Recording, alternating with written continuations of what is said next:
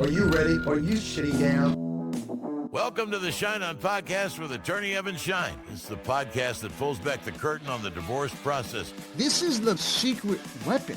How can couples navigate the divorce process? Can you still divorce in a healthy way? There's a philosophy that people are anti-marriage. I don't think that's true. People are anti-being in miserable relationships. It will change the way you think about divorce. These types of conversations force people to talk about what really matters. How do you handle the questions from the kids? How do you handle questions from your friends? You want answers? You want answers? You came to the right place. It's the Schein On Podcast Season 6.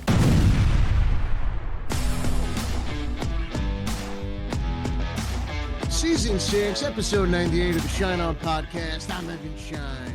I am fired up for today's episode, the second episode of Season 6. And on this episode, I sit down with award-winning director and producer Elizabeth Lowe, whose films have won endless accolades. We discuss her latest feature, Mistress Dispeller, which premiered at the 81st Venice Film Festival in 2024, winning multiple awards. Dave, how are you? I am fantastic, Evan. It's great to be here. Season 2 in full swing, and got some good stuff loaded up, man. And I got to tell you, there was tremendous buzz following the first episode of Season 6. And I have to tell you, I know you pour over all the comments that flood the Schein On Podcast inbox. There were at least a dozen on how great Josie Cox was as the guest. Josie Cox, fantastic. Great way to kick off season 2. Yeah, I read all the positive ones. I spare you the ones saying, get rid of that annoying producer that you have. So you just need to pretend that those don't exist, Evan. And there's been a couple of those, which when I get there, I mean, you know, you got to be out of your mind. You might not like me, and I get that, right? You might not like that I talk with my hands, I talk fast, right? But Dave, producer, what did I do? What is there not to like? I guess I'm not for everyone, Evan, and that's okay. I mean, you're a okay. Red Sox fan for one. Well, that might be it right there. Yeah. You know, and I got to tell you, look, Josie Cox was great, as we said. And today we have another tremendous guest and some awesome segments. And before we get to the featured guest spot with filmmaker Elizabeth Lowe, Dave, let's fire up the docket. Here we go. And now, let's see what's on the docket. Just one item on the docket today, Evan, but it's a great one. This comes to us from complex.com. It's an item about Shaquille O'Neal. Headline reads, Shaquille O'Neal says his kids didn't speak to him after his divorce from Shawnee Henderson. He admits that for a while after the divorce, the kids wanted nothing to do with him, but he's lucky that they've forgiven him since. Your thoughts on Shaq and his troubles here? Dave, when Shaq dunks, I watch. When Shaq talks, I listen. Look, the big guy's been open. And I give him credit. He's been open and honest about how hard it was when his kids didn't speak to him and the regret that he felt. And now he says he's grateful. Grateful for the change. Grateful for the relationship he now has with the kids and that they eventually forgave him. And they're building that relationship. They're working on that relationship. And I have to tell you, when I read this, it's a reminder, a powerful reminder that you can be famous, you can be successful, but it doesn't matter who you are. Everybody struggles with some of the same things. You struggle with the real world fallout from divorce and communication breakdowns. And does it happen to everyone? No. Does it happen to a lot of people? You bet it does. And so I want to ask you, when you went through your divorce and you have kids, were you nervous on how your kids were going to take it? Was there growing pains? Have you seen how things have evolved and changed over the years? Because it has been a couple of years.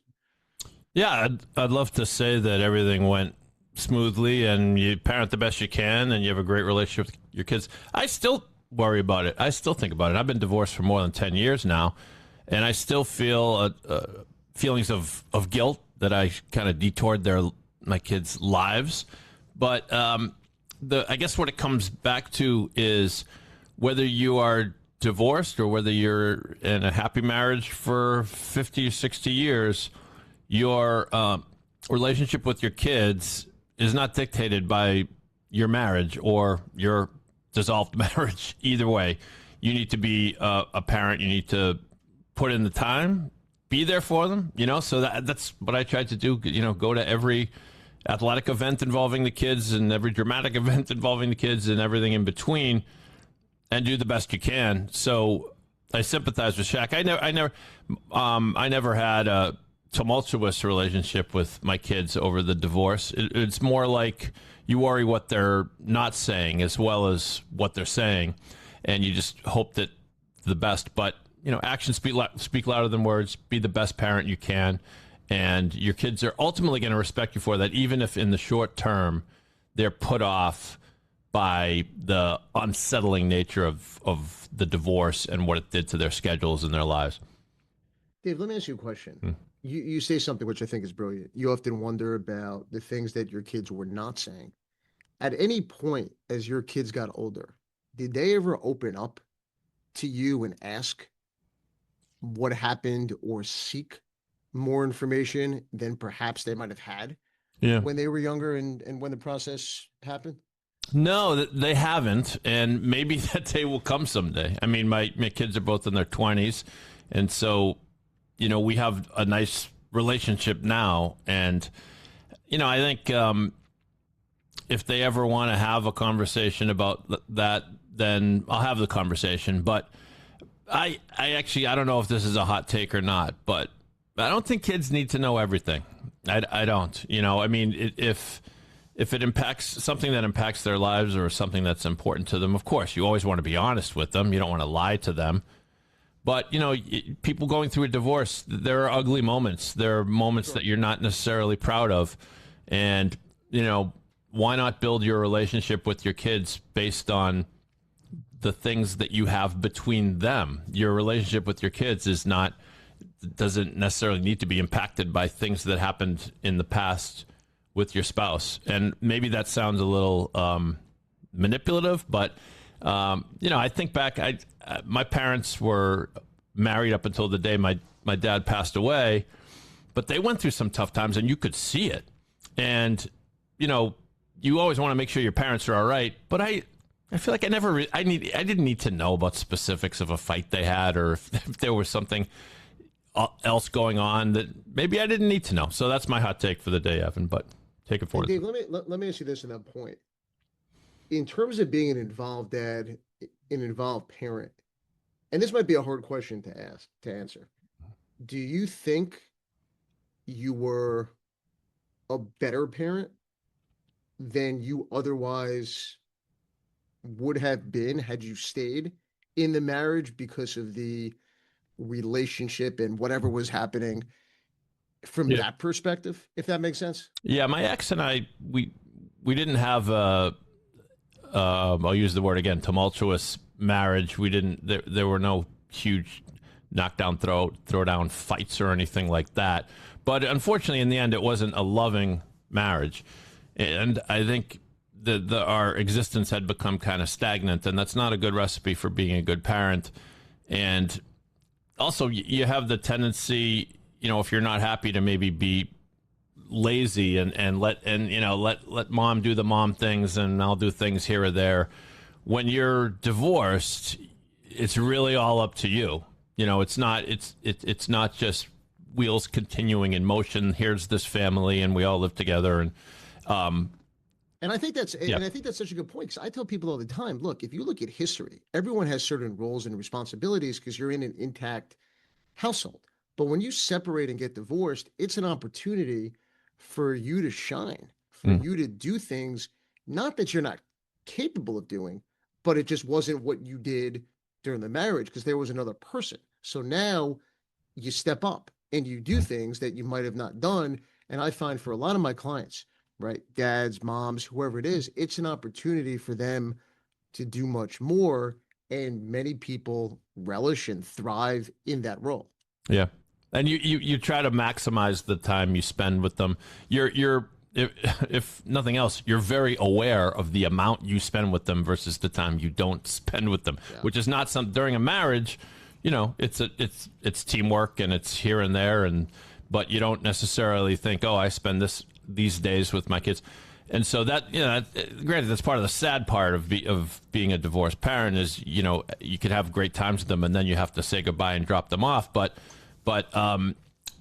the upside is, it makes you focus on what you're doing during that time and carve out your own identity as a parent truly with no one else calling the shots. So I agree with you. All right, Evan, time for overrated, underrated, if you're ready.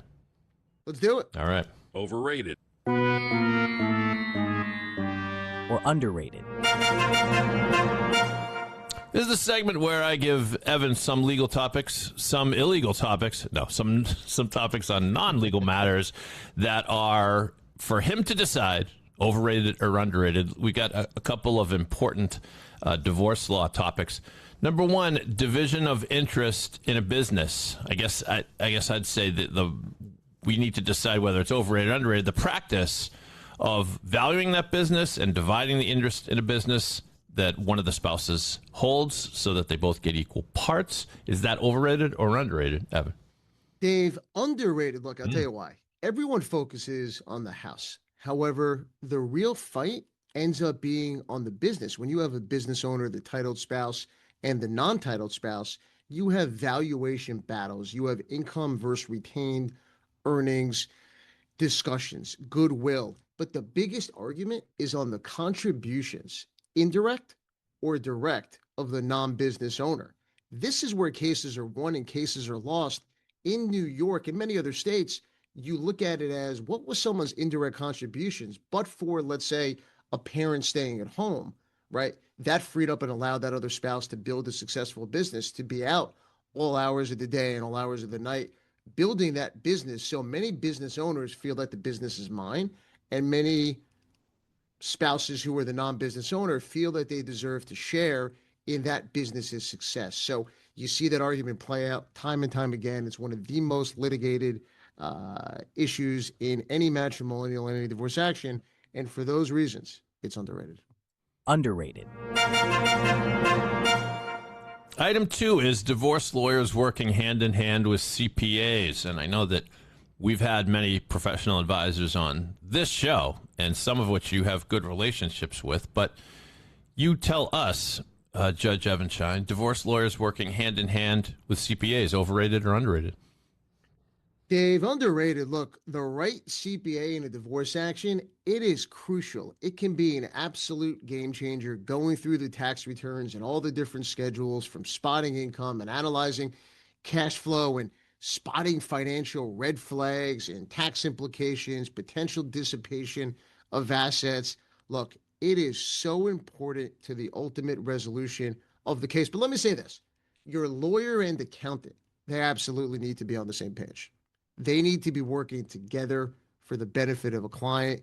It is crucial, and for those reasons, it's underrated. Underrated.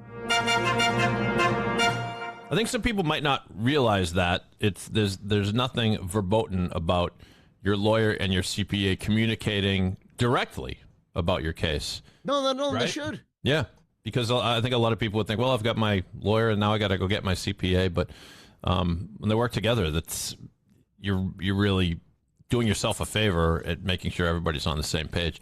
Dave, I've said it before, and I'll say it again. Divorce is a true team sport. Somehow I knew you were going to say that. You teed me up. I mean, you threw me a softball. You know, that's one of my favorite lines. It is, and very, very true. Last legal item for overrated, underrated: over communicating with your ex-spouse. This is a delicate one because when you get divorced, sometimes it's the period where you least want to communicate with another human being, that human being being the one that you just said goodbye to, at least when it comes to the divorce. But some people don't communicate at all. Some people are over communicators. So what say you about over communicating with your ex? Over communicating is overrated. Look, over communication is overrated. More text does not mean better co-parenting. There is this tendency and belief, Dave, that you need to respond to every single message and engage with your ex-spouse. Not the case. The more you respond, you're creating more evidence, more potential conflict, more opportunity for misinterpretation, and more headaches. Be clear, be concise, be child-focused, be brief. Don't get suckered into the back and forth battle. For those reasons, it's overrated. Overrated. Yeah, a little surprised to hear you say that, but it makes sense because it's kind of, I liken it to if you comment something on social media and you get in a tiff with someone, and you might be just arguing over, who is the worst quarterback in New York Jets history. That's a long argument right there, Evan. Don't get into how one many of those. hours you have. Yeah, right. And so it's like saying who's the worst draft pick in Jets history. Yes, you could do that as well. But you get into a fight with someone, and all of a sudden, 8 or 10 comments later, you realize you're wasting your life because it just does. I mean, just texting and social media, it's breeding ground for contempt and for things that just don't end. So, excellent advice there. All right, a couple more topics here. These are fun ones. Number one, cornhole as a sport. Now, I enjoy cornhole. I actually own a cornhole set, Evan. It's always something you might need any point in the summer. Bring that out. It's a blast. But cornhole as a sport, overrated or underrated? Overrated. Look, is No! cornhole fun? Absolutely. Do I like it? I love it. Can I play it with the whole family? Yes, I can. Do you play it in the backyard? Yes. Is it fun to do? Dave, it is more than fun to do, but is it a sport? Let's not get crazy here. Look, I get it. Grip strength is important. Your forearm is getting a huge workout. But look, I'm just not there. I am not there yet to say that when you drink a beer with your left hand and you toss a beanbag with your right hand, that's working up a sweat and that's a sport. It's overrated. Overrated. Yeah, I knew we were in trouble during the early days of COVID when it turned on ESPN and saw the National Cornhole Championship. You knew we were in trouble. Moving on, final topic today for overrated, underrated, photo booths. Oh, they've been around forever, but they seem to be all the rage now. You can't go to a wedding or a bar mitzvah without getting your photo booth game together. But are they overrated or underrated? If you don't love a good photo booth, you need to get your head examined. This is underrated. Look, what's there not to love? You could be silly. You could be serious. You could be spontaneous. Nowadays, look, this isn't your grandma and grandpa's photo booth. You now have these photo booths, Dave, that are outrageously funny. You get the images to your phone. You download. You subscribe. At weddings, bar mitzvahs, and events, they're the great equalizer. Everybody loves it. Everyone's having fun. You have themes now, and these props now are crazy. Photo booths, Dave, underrated. Underrated. Here, here. I was at a bar mitzvah on Long Island over the summer, and that photo booth kept us entertained for hours to the point where we were trying to create little scenes, like things that we would do and props. It might have gotten too far when we decided we were going to do a so-called spit take and have someone laughing and the other person spurting water as the photo was being taken. Nevertheless, I'm trying not to get offended that you were not too far from my neck of the woods and didn't ring me up. You really must have been spending hours at the at the party. Well, traveling from New England to Long Island is an odyssey no matter how you do it. So I'm sorry I didn't have any time to spare. Next time, Evan. Next Promise. time, Dave. All right. Are you navigating the challenges of divorce and feeling overwhelmed?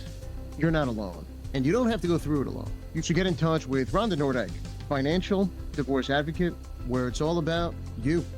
Rhonda helps women transform what can feel like the most difficult time into a journey of empowerment. As a certified financial analyst, Rhonda is committed to guiding women to make confident financial decisions, negotiate effectively, and be positioned to leave a legacy well beyond the divorce process. She has not only helped over 1,000 women that trusted her, but also helped move $25 million into the hands of women that otherwise would have been left on the table. She'll even help you find the right attorney, support you in managing conflict productively, and give you the tools to advocate for yourself. Connect with her today at womensfinancialwellnesscenter.com, because your divorce experience should lead to a stronger, happier you. Have you ever had a baking oops turn into something delicious? Well, that's exactly what happened with Muffin Crumbles, the dessert that's part muffin, part magic, and all mouth-watering fun. The amazing bakers at Muffin Crumbles take perfectly crumbled muffins, yes, crumbled on purpose, add fluffy homemade whipped cream, and top it all off with delicious extras. It's like a dessert party in a box. And the best part, no rules, just pure dessert freedom. Spoon it, fork it, or mix it all up. You do you. Perfect for treating yourself, gifting a friend, or just making snack time way more fun. So grab your spork and order your Muffin Crumbles kit now at muffincrumbles.com. That's muffincrumbles.com, because sometimes the best things come from happy accidents. Our featured guest on the Schein podcast is Elizabeth Larwood, award-winning director, producer, and cinematographer. Her films have premiered at major film festivals. Her debut feature, Stray, premiered at Tribeca, won a whole slew of incredible accolades and awards. Her second feature, Mistress Dispeller, which we're going to dive into on today's podcast episode, premiered at the 81st Venice Film Festival, earning 2 awards and continuing on to win more than 20 international honors. Elizabeth, welcome to the podcast. Thanks so much for having me. Yeah, we're excited, and we're going to get into a lot of different things. And I want to talk about Mistress Dispeller, which is absolutely brilliant. And as a divorce attorney and a family law attorney, it hits home based on my work, what I see in my practice on a daily basis. And I want to start by asking you, what was the exact moment you realized that this story could be a feature film and not just research? It was actually on the first day of scouting. We met with dozens of real Mistress Dispellers through my Chinese producer, Maggie Lee, who found them from, Chinese social media and the news.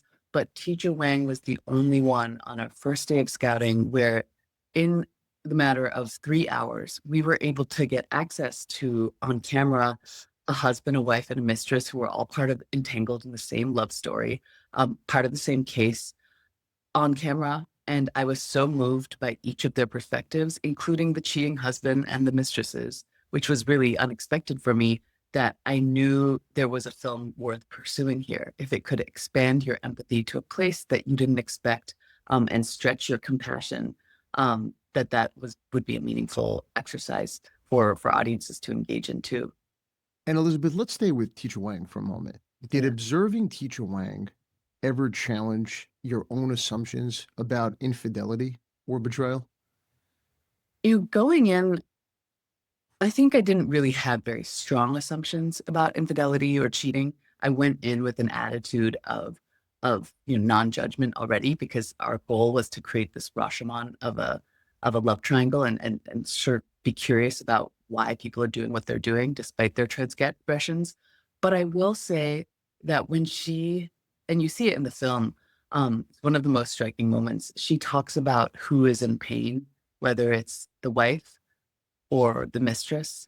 And she actually argues to this apprentice that she's training that it's actually the mistress who is in more pain than the wife, because she's willing to put herself in this situation where she is undeserving of a complete love. That really turned my head on things. And that was a really unexpected moment of Teacher Wang's philosophy and how she approaches her cases. And that's how she's able to befriend the mistresses that she's working with on behalf of clients that have hired her to get rid of them ostensibly. But her approach is to understand where they're coming from, become the shoulder that they lean on, and in that way influence them to end the affair through their own desire, what they think is their own desire. And Elizabeth, that's fascinating. And in my practice, I hear so much about the cheating spouse, right? Mm-hmm. And so I want to ask you, and everyone looks to portray the cheating spouse as the villain. What Mm-hmm. surprised you most about the cheating husbands that you encountered as you sort of navigated and figured out that love triangle? So we actually filmed with multiple cases over 3 years as we made this film. And the couple that end up in the film, they were the last 4 months of a 3-year shooting process for us. Wow. And what was remarkable about that husband, I think, was he was an incredibly, restrained man who was trying his best. He loved his family and also loved his mistress and was trying to handle that in as graceful a way as possible so that as few people got hurt despite the situation that he embroiled himself in. And there were other husbands that we filmed with that were less scrupulous, showed less restraint on camera.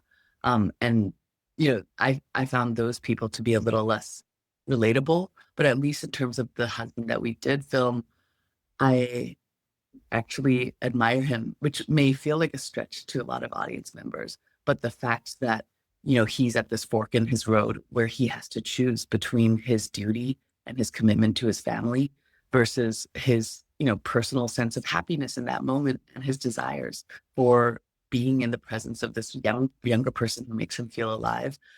Though that may seem sort of like such a trope, I think I applaud him for the fact that in the end, he chooses to sacrifice his own happiness in that moment for a greater good that he perceives to be his family. And I think that's kind of heroic. And I think, of course, the women on that journey are going through much more heroic sort of acts than he is and self-sacrifice. But I think all three characters in this love triangle have done something remarkable over the course of those 4 months in which they're transformed by the Mistress Dispeller's hand. And Elizabeth, speaking of the wives and the women you met, how do they balance heartbreak, cultural expectations, and the desire to save face in their relationship and marriage?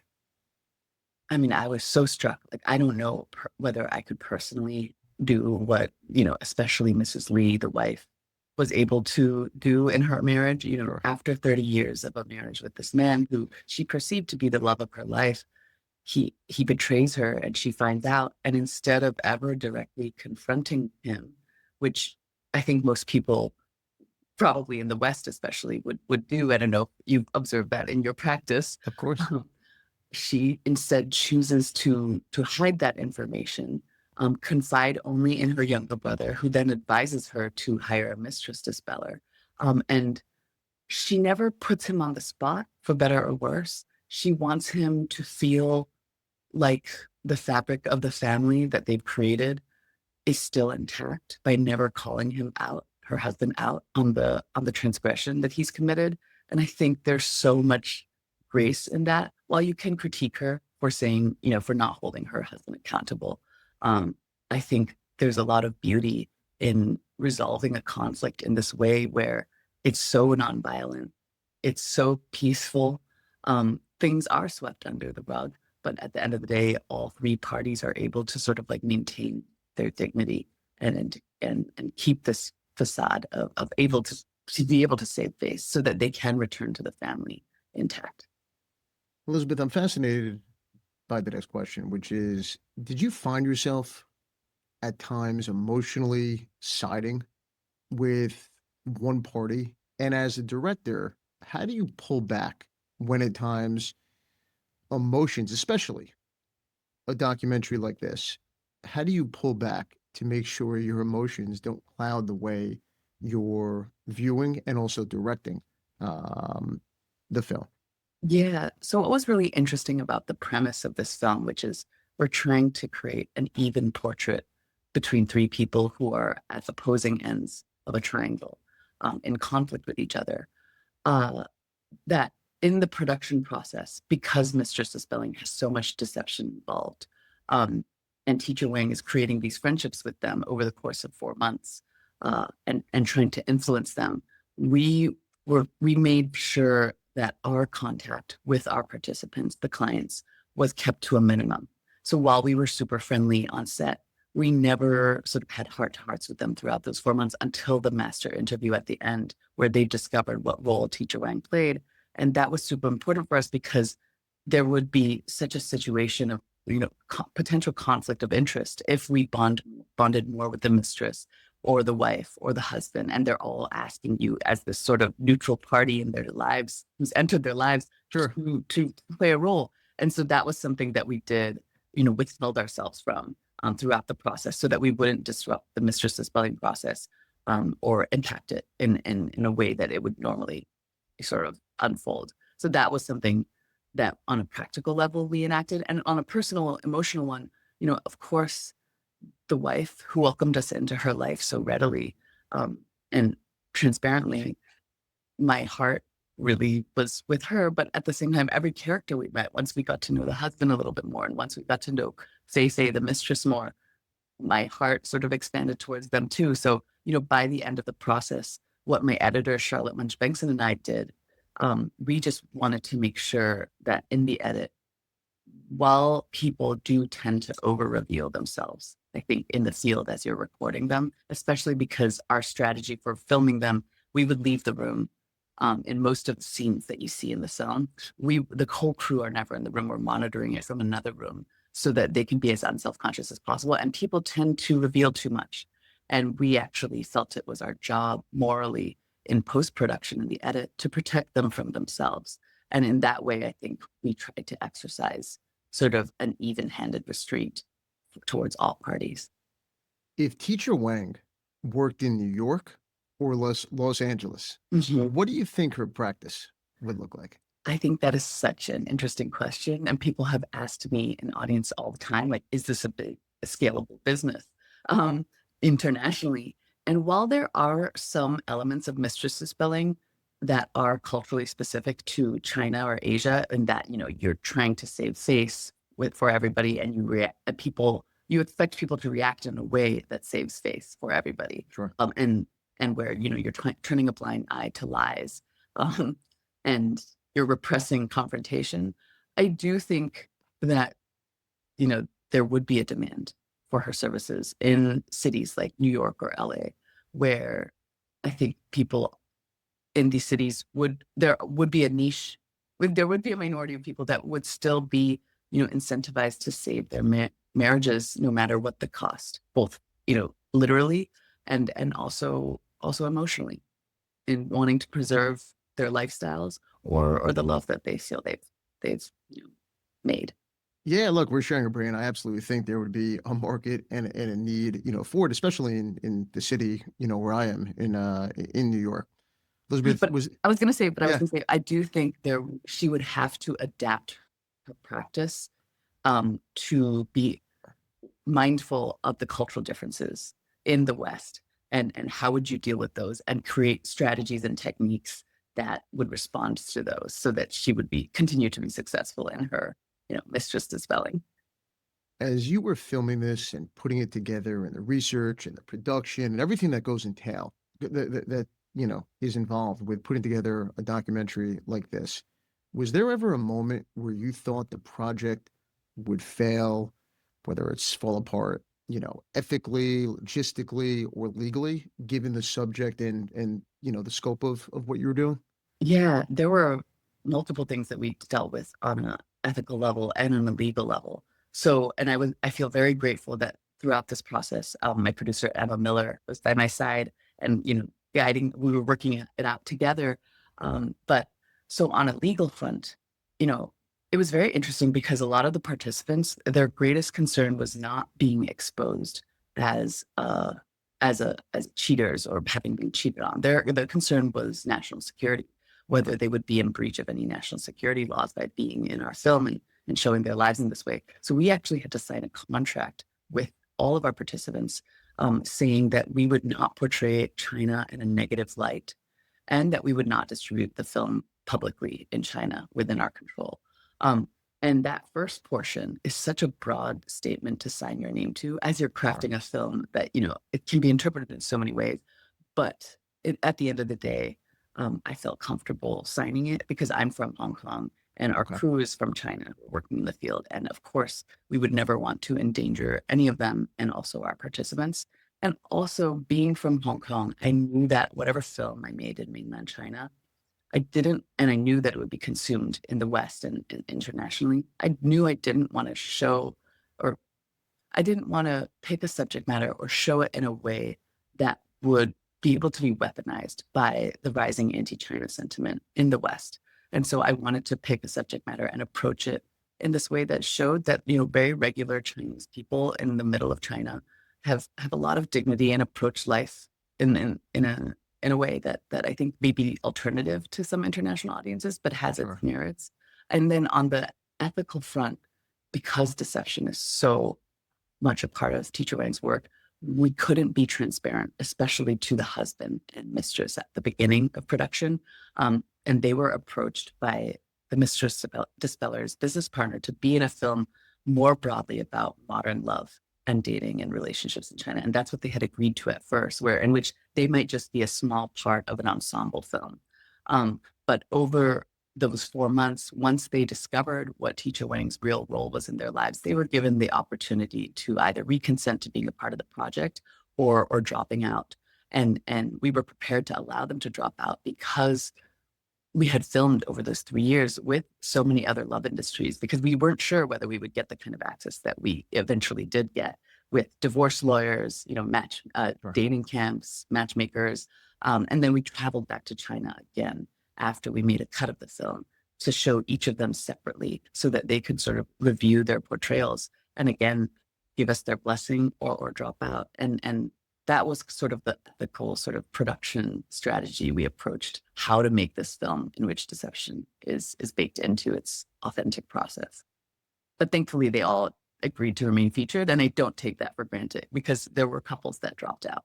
And it took us 3 years to find people as open and vulnerable as them, willing to be vulnerable as them. I would imagine the mistress is very much misunderstood. Do you see the mistress in the story as the villain, the victim, or is it something a bit more nuanced? I think it's definitely nuanced. I think she's a young woman in her late 30s, navigating the world as a single person. She's looking for love and support and to be protected in society. And I think that that's a difficult thing. That's why in those wider love industry vignettes that are woven in, you kind of see the pressures that people are under in their bid for love and connection. Like, your desirability is tied to whether you have a mortgage or not. And as a woman, as you age, your value on the dating market decreases. And while those things may be heightened in China, I think they're universal. And I would never, and while I think, to participate in an extramarital affair and potentially break up somebody's family, ethically, of course, that's problematic. But I also think we all make mistakes in life. And the point of the film was not to just accuse or lambast or condemn anyone. It's not an expose. It's really just trying to understand why we do what we do.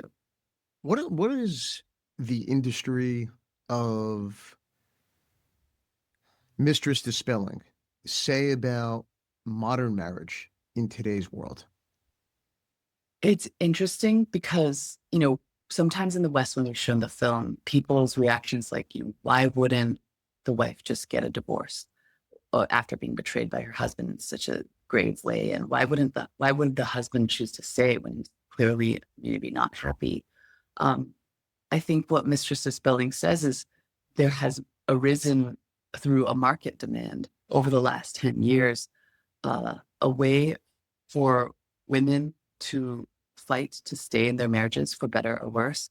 And that while it's obviously a symptom of patriarchy that women are choosing to stay in marriages despite being betrayed, I also think in this contradictory way, it's also kind of empowering of them that they're able to use this service that they can pay for to reassert fidelity and loyalty of their husbands within their households. That's really interesting. Yeah, that it's this response to patriarchy that, instead of just allowing yourself to continue to get cheated on, that you outsource this to someone who is going to fix it. And while that may not get at the root problems of why people stray, it at least is sort of a service or tool that has availed itself to many, many women and sometimes husbands in China. How do participants who might have had mixed reaction, mixed emotion during the process now feel about the film, now that it's won all sorts of awards and continues to have so much success? The participants in particular, so when we traveled back to China to show them the film, we were really nervous. We didn't know how they would react, Sure. To watching their loved ones be, so intimate with other people that they maybe shouldn't be. And we were really struck that their reaction was just to praise the cinematography and the editing and how hard we worked on it. And I think they did keep their real emotions about whatever they were processing and watching themselves within this love triangle close to their chest, because they were very gracious. And they've been, happy for the film's success. And I hope the reason why they didn't ask us to change a single frame within the film when we showed them is that they could tell that our intention was to protect them and to present their best side. And on that point, when you mentioned the word empathy in the beginning of the conversation, how do you find yourself in your filmmaking process build trust with the participants and subjects, especially like in this film, who were terrified of being seen? Yeah, I mean, it was a real challenge. And, everybody who we filmed with only agreed to a few days of filming at first. Okay. But then just because of sort of interpersonal chemistry and not being very demanding, I think, in the field as I'm directing, I never direct people on what to say or what to do. And just sort of like trying to be there, trying to be as unobtrusive as possible, despite huge, bringing two huge cameras into their lives. I try to make it as, I never tell people to repeat things or to redo things, because I have faith that if you're as, as uninconvenient as possible in their lives and as kind as possible, that hopefully they allow you to stay a little longer. And they did allow us to stay 4 months in this. Well, that's a credit, to you, and obviously building that trust. How would you describe your filmmaking style, and does it change? Do you adapt parts of it or elements of it depending on the type of project that you're working on? Totally. People see a huge difference between Stray and Mistress Dispeller. So Stray was my first film in which the whole film is told entirely from the perspective of a stray dog wandering through Istanbul and the conversations that she overhears. And with that film, of course, we had this very roving camera with this like contraption that I built to support the weight of the camera as I'm like leaning low the whole time filming. And that was a much more rough and tumble film. But whereas this one, because I knew all of the action of the film just unfolds over tabletops and like hours-long conversations between the clients and Wang, I knew that a fixed frame approach would be the most compelling way to show this film, not just because your eye can rove throughout the frame and look at anyone's micro expressions and try to interpret what they're saying and what they're not saying, whether what they say is what they mean, that you could watch the conversation unfold like a play in front of your eyes. But also we tried to edit with as few cuts as possible using these long takes so that you could believe in the authenticity and of organicness of these scenes, that we're not manipulating it or Franken biting a conversation, that it's true to how their sentiments and their emotions evolved over the course of a single 8-minute conversation, a snippet of that. So the style of my filmmaking, I think, often changes with the subject matter, but people who are filmmakers can probably tell there's like a specific sort of like tone that I bring to each of the films. Elizabeth, whether it was Stray or Mistress Dispeller, what gets you up in the morning? Is it the people? Is it the subject? Is it the type of project? Is it your love and obsession with the process of filmmaking? What is it that makes you get up in the morning and absolutely love what you're doing? That's such a great question. And I will say, over the course of making this particular project, Mistress Dispeller, it was a much different experience than Stray. With Stray, it was like, I'm getting up every morning. I'm going to follow these stray dogs. Who knows where they'll take me? And this is amazing. With Mistress Dispeller, it was 3 years of a lot of tension and anxiety because people might drop out. You're constantly negotiating access. So it was a much more stressful experience. So I will say from these two experiences, like for whatever project I embark on next, I do think I want to try to replicate what the experience that I had with Stray, my first film, where hopefully it's a little bit less difficult subject matter. But it's a great question, like what gets you up? And I think I like working and I like making films. But I don't have a deeper answer for you. Are we living in the golden age of documentaries?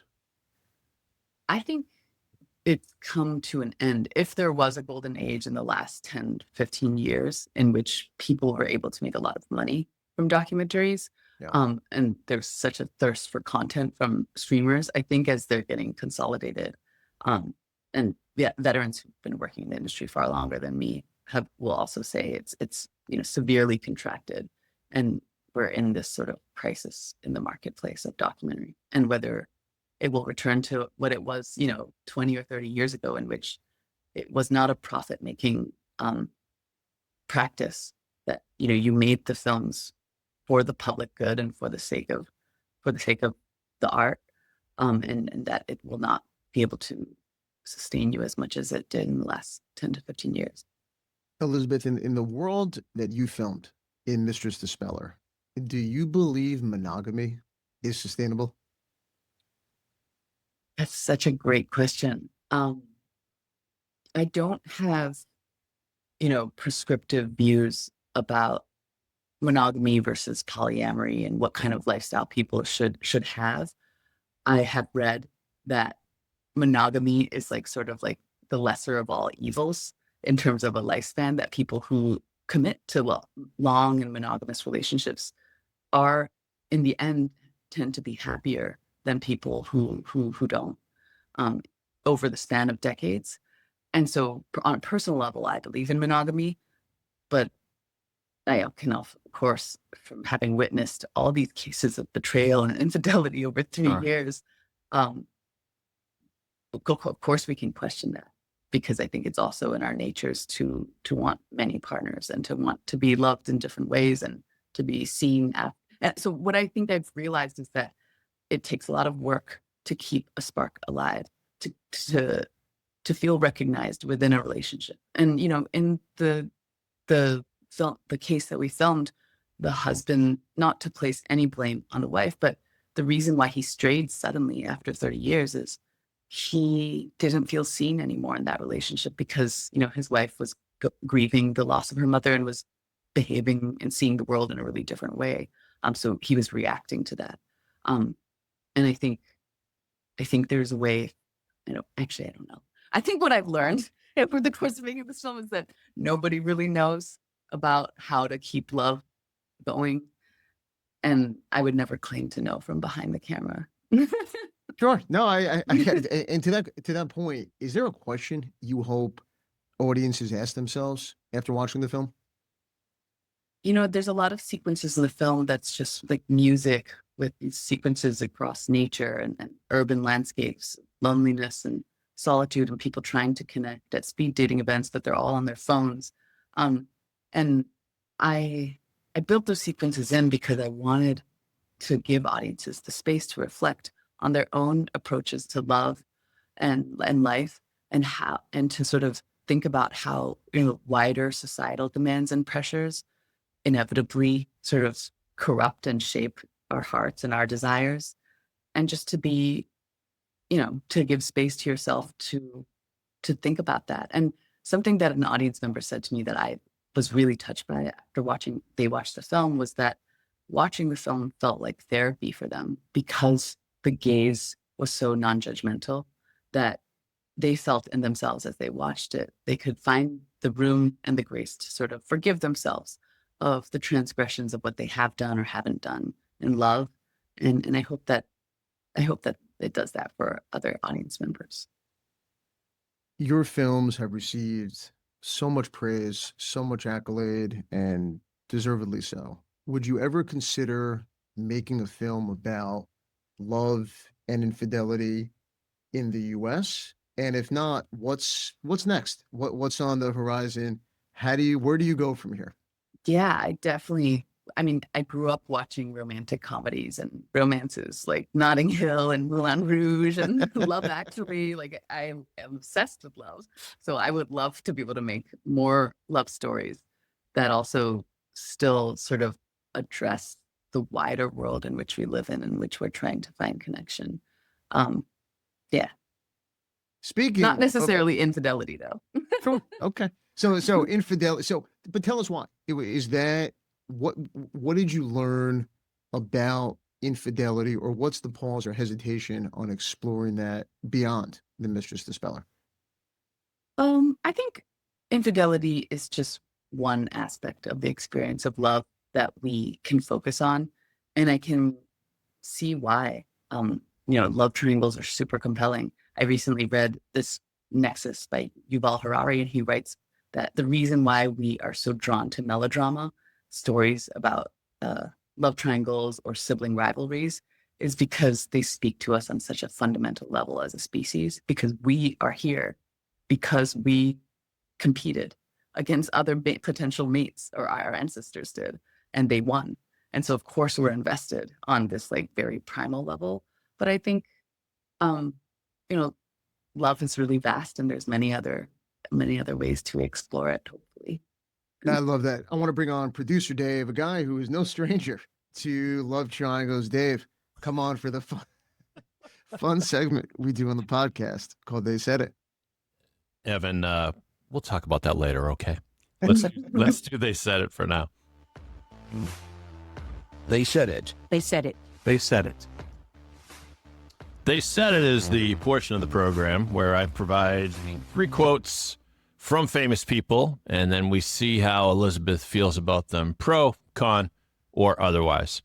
Let's start with a quote from Joan Didion, the famous writer. She said the following: "We tell ourselves stories in order to live. We tell ourselves stories in order to live." Joan Didion said that. I think it was also in the final episode of Game of Thrones, but that's neither here nor there. Elizabeth, tell us what you think about this quote. Pro. I would guess. This was my answer when you asked, why do you get up, get up from bed There every you day? go. But I am no Joan Didion. So I think it's a beautiful statement. And I think that's how our societies form and create boundaries and restore our values. And sometimes they can be lies, the stories we tell ourselves in order to live. But I do think we do that on a civilizational level and a personal level. And you have to on a personal level, I think, to grow. From the world of podcasting, we always say that any podcast with a story in it is typically going to be better than one without it. You could tell us in the abstract, why you love what you do, but to give an example, tell a story, bring it to life. Who am I talking to? That's what you do. That's what you do better than anyone. All right. There's actually, and Dave, on that point, Go ahead. and Elizabeth, there's a show that I was watching, The Beast in Me, that I just finished watching. And without spoiling it, if you have not fully watched it, I finished it last night, and there's a line in the episode, the finale, that talks about that we tell each other, we believe stories, and whether it's lies or it gives us reasons to live. And Dave, you're nodding your head, so I can only assume that you've seen it and know exactly what I'm talking about. I'm not up to the end yet, though, so careful. But Yeah. am I right? Like that Yeah. sort of fits what we're talking about. Oh, that yeah. We tell each other things to get up in the morning, to give us something to take us forward. And I think just even listening to Elizabeth's answer, looking at the quote that you put up, I think it rings true for so many people out there, no matter what you might be going through and experiencing. Yeah, and in the sorry, Elizabeth, you go. No. Keep going. I was just going to say in the show, Claire Danes plays a sort of tortured soul of a writer trying to chronicle the life of this guy who might or might not be a killer. And yeah, it brings to question, what story do you write? But Elizabeth, let me go ahead and guess that when you tackle a subject for a documentary, your conception of what the story is going to be changes over the, right? Yeah, 100%. I mean, when I went in to make Stray, I thought I was going to make a film about what is it like to exist in the world without love, because I think that's the Western conception of stray dogs, where in our heads they're abandoned because they're not owned by us. But what I found in the field was that these dogs are living life on their own terms, and they sometimes lead much richer lives than our pets in our households. So that completely changed sort of my view of interspecies life and how cities should look, that there should be dogs roaming in the streets, that's what's natural. So that was like an example of something that the field really changed my mind. And even with Teacher Wang, the Mistress Dispeller's work, I went in wanting to portray what is it like to be a woman in modernity today, and how do you navigate society. But then, because of her ability to bring out even the men's perspective and try to understand their struggles within their relationships, even if they're the ones transgressing, it changed and widened the scope of my film and the ambition of the film, which was then suddenly to try to represent and probe what is it to love and live for everybody and to live through pain.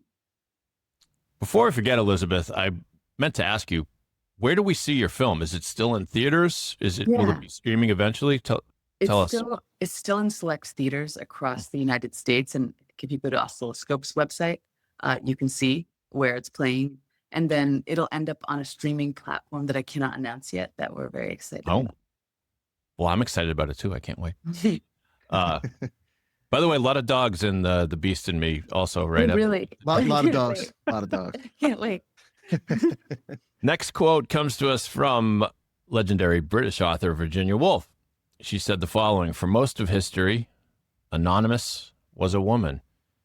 Now, that's a little cryptic, but I tend to think she's talking about the fact that women haven't been given credit for what they've contributed to mankind throughout history. But I'm a simple-minded dude. So, Elizabeth, what do you think of the quote?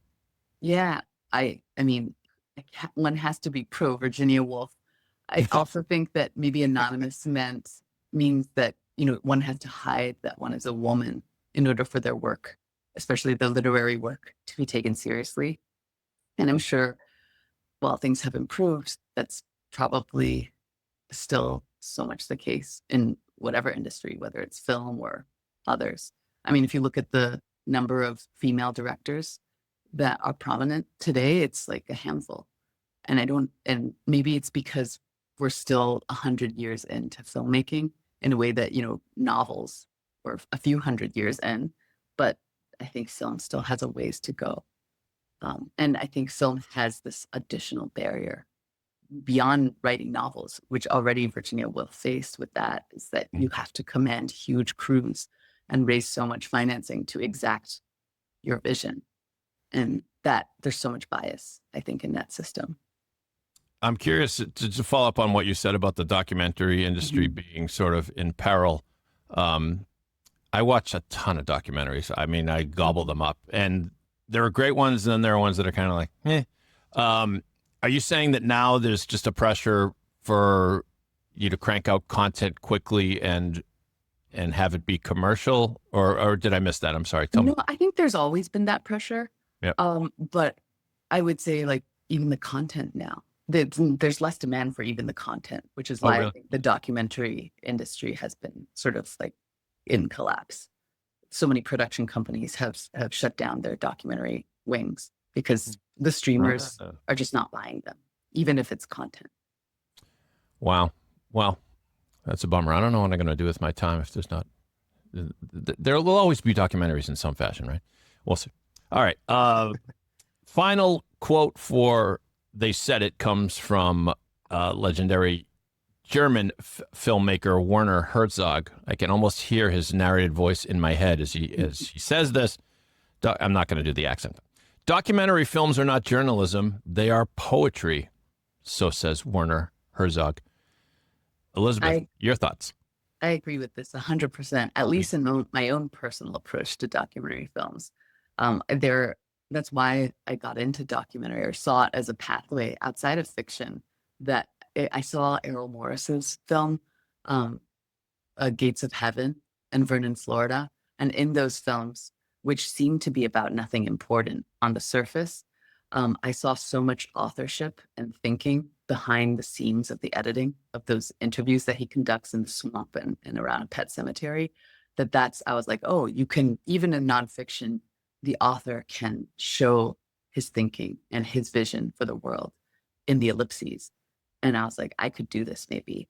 And that's what draws me to it, to be able to present your vision of the world, even as it's shaped by the field, to people. And even like a film like Mistress Dispeller, like I said, we protected them. And in protecting them, those are choices for what kind of story you're telling. and it's completely framed by our sort of intentions. And I think that's very true of any documentary, which ostensibly is speaks truth to power, but also it can be through the lies woven in a good way, woven, and the vision woven by the author.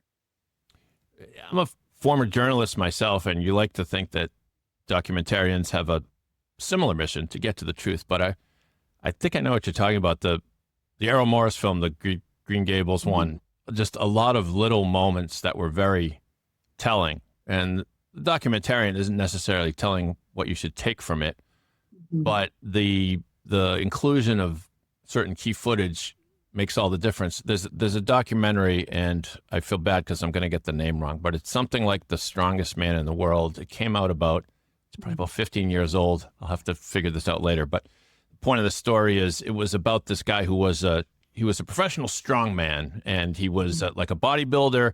And then his career kind of got marginalized, and now he's doing like town fairs, and and his life was getting a little more and more sort of sad. And there's a sequence where he's drinking a lot of beers with his buddy, and his wife is there. And there's a point where you can tell the wife is no longer having fun. She's just not having fun with what's going on, and they're drinking beer and telling jokes. And the documentarian was shrewd enough to have the camera on her, and the way her expression just spoke volumes. Tell me, do you get? I'm sure there are many moments like that. I haven't seen your latest film yet, and I can't wait to. But do you know when you get it, or does it kind of later in editing? You're like, oh my god, I didn't even know we had this. I think you know when you get it. Yeah, you know when you get it. I just watched Bao Nguyen's new documentary for Netflix, The Stringer. The Stringer is about this Vietnamese photographer, a stringer photographer who is working for Associated Press, but he never gets credit for that photo of the young naked girl running away from the naked. Oh yeah, yeah. It was, the credit was given to someone else, but he described, he's like, when I got that shot, I knew I had the money shot. So I think when you're an artist, and you know when you have something in the field, when you're a photographer, cinematographer. Very good. Well, you've done a fantastic job, and they said it. At the moment, I'm no closer to figuring out. Oh, wait, I think I got it. I think the name of the documentary was Strongman from 2009. It's about a guy named Stanless Steele, or Stan Pleskin is his actual name. If anyone cares about that, sounds like I don't know, that moment, that choice of the director or the cinematographer sounds like a really moving one, an unexpected one. I'll see if I can find a clip from it, but in the entire documentary was just, I was like, bravo. I learned so much about everyone in the scene from that one shot, and that's why it's fascinating to me what you do. But anyways, well done, and back to you, Evan, to wrap things up. Elizabeth, this was absolutely fantastic. I can't thank you enough for coming on the podcast. Your film, Stray, Mistress Dispeller, absolutely brilliant. Can't wait to find out what's next, to hear more about what you're doing in the future. What's the next project that you're going to tackle? Can't wait to have you back on the podcast. And I want to thank you for coming on and sharing a few moments with us. Thank you so much for such a unique podcasting experience. I've never experienced it in this way before, so it was a real pleasure. Episode 98 in the books. Elizabeth Lowe, she was brilliant, absolutely fascinating. Producer Dave, what a show. Tremendous stuff. Great stuff. I'm a film buff, and hearing from a documentarian like Elizabeth Lowe is particularly a thrill. Another great guest. And Dave, I got to tell you, the docket was awesome. The overrated, underrated segment, that was brilliant too. You know what we need on the show, Dave? We need a Schein on podcast photo booth. Can you make it happen? I love it. Yeah, every photo comes embossed with the Schein on logo. Let's see what I can do. There we go. You can listen to this episode of the podcast and all prior episodes wherever you get your podcasts, including Pod 617. I'm Evan Schein. I'll talk to you again real soon.